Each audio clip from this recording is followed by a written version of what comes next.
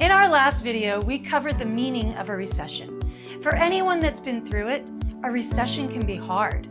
Like many of you, when I think about recession, I often wonder what impact it would have on my life savings. So today, we're going to answer that question and many more.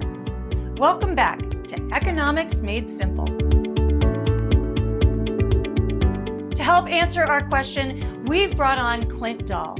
Clint, can you please explain how a recession could impact our life savings? I'd be happy to answer your question. How does a recession impact our life savings? A recession can have an impact on your savings no matter what stage of life you're in.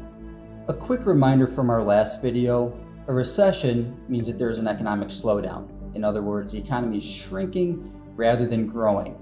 In a shrinking economy, the unemployment rate can rise. And someone who's out of the job can no longer contribute to retirement savings and may even have to tap into their savings to cover bills. Companies facing lower sales are forced to make cuts. The easiest cut to make for a company is labor. And older workers typically tend to make more than younger workers. So a company will save more by laying off an older worker than a younger worker. This then makes older workers have to delay their retirement to make up for the lost wages and savings. According to Stanford, in the 2008 recession, the unemployment rate for men aged 62 and older increased by 4 percentage points, an unprecedented surge over the past 35 years. The impact on savings for those already retired can be just as severe.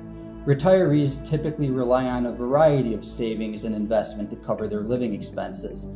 Investments usually consist of a mix of stocks, bonds, or cash. A stock market correction can be painful. Markets historically correct about 15% every 1.5 years. However, the difference between a minor pullback and a major bear market can be if that correction coincides with a recession. The average market correction during a recession is 36%. This has obvious implications for retirees who have their portfolios in the markets. The other part that is equally as important but less discussed is in savings and bonds.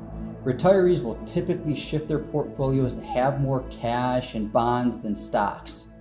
One of the main tools used to fight recessions by the government is to lower interest rates. They do this to encourage more lending and investing to generate more economic activity. Those with savings also rely on interest rates to generate cash flows to cover their living expenses. By lowering interest rates, the cash flows will also go down. That would hold true whether you're invested in bonds, CDs, money markets, checking and savings accounts, or cash. Fortunately, when it comes to recessions, the anxiety that we feel can be helped by knowing that they will come eventually, so we can take steps to prepare beforehand. Thank you, Clint. With your explanation, I now understand how bad a recession can be, especially if you are retired or retiring in the near future. Let's hope we don't get into a recession anytime soon. Well, that's all for today's lesson. If you enjoyed this video, make sure to subscribe and check back often to learn more. Joe Montana here. Click subscribe now and hit the notification bell to stay up to date. You'll be glad you did.